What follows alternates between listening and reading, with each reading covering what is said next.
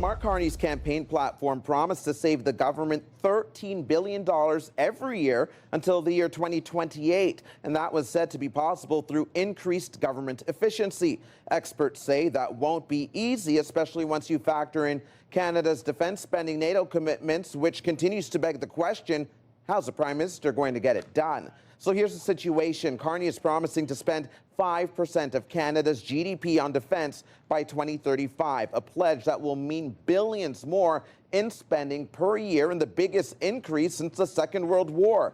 That makes these proposed cuts that much harder to accomplish. This new report from the Canadian Centre for Policy Alternatives suggests those savings would mostly be through layoffs, amounting to a 24% cut in government spending. The report's author says that will inevitably diminish the quality of the public service, and the pitch of mostly cutting consultants won't be enough to achieve the government's goal.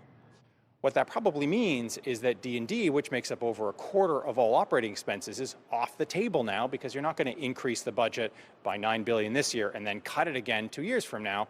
You're going to keep increasing it because you're trying to get not only to 2%, but probably to 5% in the end. So D&D off the table, that's a quarter of your operating expenses off the table that then has to be made up for by the rest. McDonald adds these proposed cuts would likely hit the public service harder than those made during the Harper era, suggesting they would impact services right across the board.